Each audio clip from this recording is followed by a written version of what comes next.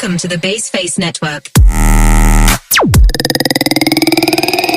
Assalamualaikum warahmatullahi wabarakatuh. Shalom, Om Swastiastu, Namo Buddhaya, Salam Kebajikan Rahayu. Saya Nasila Suwarani dengan NIM 1312300072 dari Universitas 17 Agustus 1945.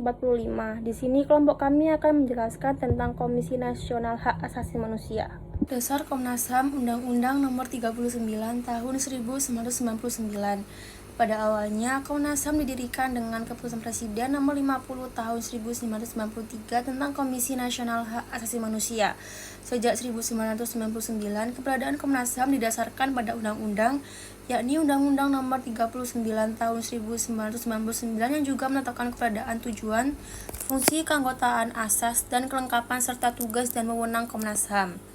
Setiap orang berhak untuk mendirikan serikat pekerja dan tidak boleh dihambat untuk menjadi anggotanya demi melindungi dan memperjuangkan kepentingannya serta sesuai dengan ketentuan peraturan perundang-undangan.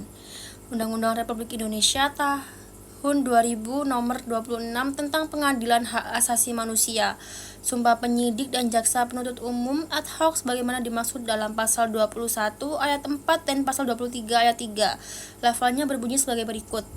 Saya bersumpah atau berjanji dengan bersungguh-sungguh bahwa saya untuk melaksanakan tugas ini langsung atau tidak langsung dengan menggunakan nama atau cara apapun juga, tidak memberikan atau menjanjikan sesuatu apapun kepada siapapun juga. Saya bersumpah atau berjanji bahwa saya untuk melakukan atau tidak melakukan sesuatu dalam tugas ini tidak sekali-sekali akan menerima langsung atau tidak langsung dari siapapun juga suatu janji atau pemberian. Saya bersumpah atau berjanji bahwa saya akan setia kepada dan akan mempertahankan serta mengamalkan Pancasila sebagai dasar negara, Undang-Undang Dasar 1945, dan peraturan perundang-undangan yang berlaku bagi negara Republik Indonesia. Saya bersumpah atau berjanji bahwa saya senantiasa akan menjalankan tugas ini dengan jujur, seksama, dan objektif dengan tidak membeda-bedakan orang, dan akan menjunjung tinggi etika profesi dalam melaksanakan kewajiban saya dengan sebaik-baiknya dan seadil-adilnya, seperti layaknya bagi seorang petugas yang berbudi baik dan jujur dalam menegakkan hukum dan keadilan.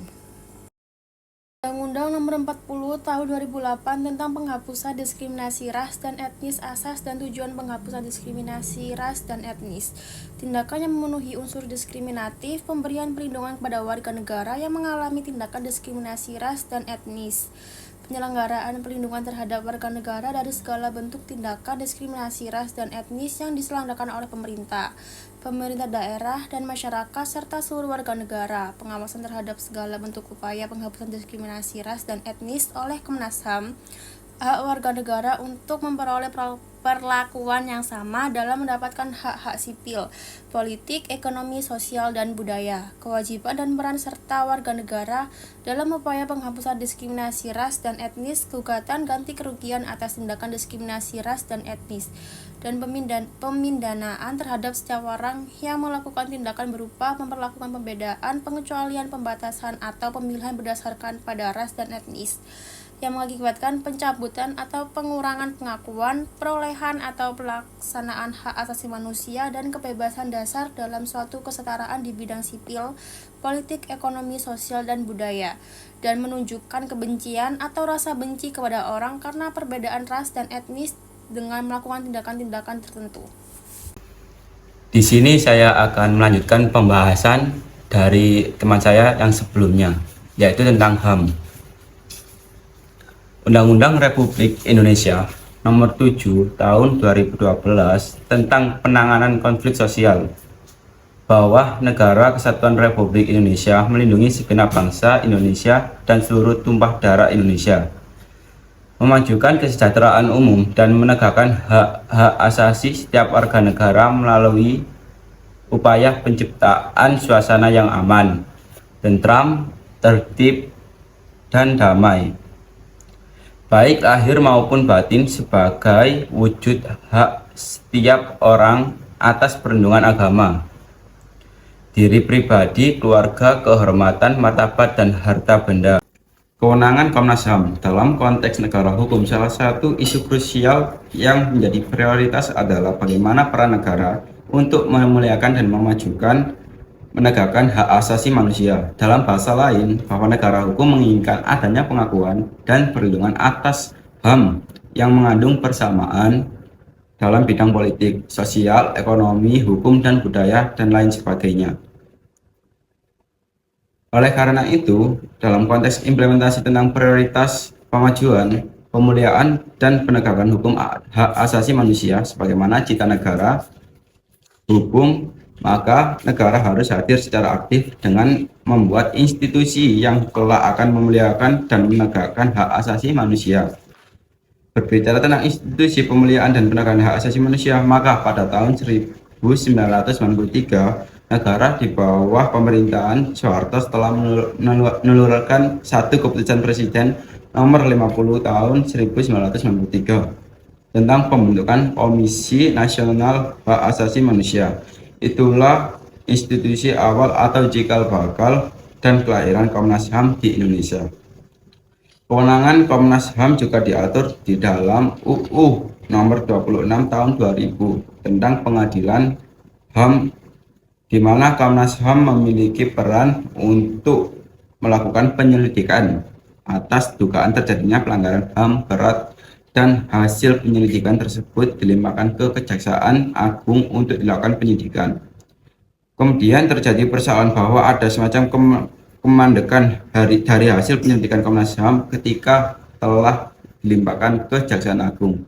Kasus-kasus pelanggaran HAM kemudian stagnan dan tak tentu arahnya dan penyelesaiannya. Assalamualaikum warahmatullahi wabarakatuh. Perkenalkan, nama saya Tamadrian Saifullah dengan NIM 13143000104. Di sini saya menjelaskan Jokowi minta Menko Polhukam tuntaskan soal penolakan pengungsi Rohingya. Presiden Jokowi Dodo pada Senin 4/12 menginstruksikan Menteri Koordinator Bidang Politik, Hukum, dan Keamanan dan pemerintah daerah untuk menangani masalah penolakan pengungsian Rohingya oleh sebagian anggota masyarakat di Aceh. Penolakan kedatangan pengungsi Rohingya disuarakan oleh sebagian warga Aceh dalam beberapa pekan terakhir. Kelompok yang mengatasnamakan mahasiswa pemuda peduli Aceh pada Rabu pekan lalu menggelar unjuk rasa di Banda Aceh menolak kedatangan pengungsi dan mendesak pemerintah bersikap lebih tegas terhadap para pengungsi. Saya telah memerintahkan Menko Polhukam untuk menangani bersama-sama dengan daerah dan UNHCR, ujar Jokowi di Jakarta, merujuk pada Badan Urusan Pengungsi Perserikatan Bangsa-Bangsa atau bisa disebut PBB. Terkait instruksi tersebut, Menteri Koordinator Bidang Politik, Hukum, dan Keamanan Muhammad Mahfud MD dalam kesempatan terpisah mengatakan akan menggelar rapat dengan sejumlah pemerintah daerah pada 5 Desember guna mencari solusi masalah tersebut. Menurut Mahfud MD, Indonesia sejatinya dapat menolak kedatangan para pengungsi Rohingya tersebut lantaran tidak turut menekan konvensi PBB tentang pengungsi Rohingya. Sebenarnya kita bisa menolak mentah-mentah, tapi kita kan punya peri kemanusiaan, ujar Mahfud MD dalam keterangan di Jakarta merujuk Konvensi Pengungsi 1951 PBB. Sekarang orang-orang Aceh, Riau, Medan ndak ada tempatnya, ndak ada biayanya. Besok akan dikoordinasikan karena ini berbenturan dengan kemanusiaan, ujar Mahfud seraya menambahkan bahwa per hari ini tercatat 1.487 pengungsi telah memasuki Indonesia tanpa merinci jumlah itu adalah akumulasi kedatangan sejak kapan. Ia hanya mengatakan bahwa diperkirakan pengungsi akan terus bertambah di masa datang. Kelompok hak asasi manusia mengatakan banyaknya manusia perahu itu disebabkan situasi yang memburuk di Myanmar menyusul kudeta militer pada Februari 2021 serta kondisi buruk di kamp pengungsi Cox's Bazar, sebuah distrik di Tenggara Bangladesh yang berbatasan dengan Myanmar. Juru bicara Kementerian Luar Negeri, lalu Muhammad Iqbal, menambahkan Indonesia sejatinya selama ini hanya bertindak atas dasar kemanusiaan dalam menampung dan menyelamatkan pengungsi. Meski tidak terikat Konvensi Pengungsi 1951, Indonesia tidak punya kewajiban menampung pengungsi, apalagi memberikan solusi permanen. Selama ini hanya alasan kemanusiaan. Sekian dari kelompok kami. Wassalamualaikum warahmatullahi wabarakatuh.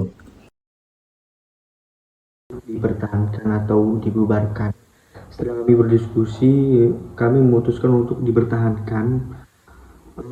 Namun sebelum menjelaskan, justru kami muncul sebuah pilihan lagi untuk menggantikan dibubarkan, yaitu diubah. Jadi pilihannya antara dipertahankan atau diubah, ya, seperti itu. Lalu mengapa dirubah? Sebab tidak efisien, tidak ada efisiensi atau tidak efektif gitu tuh.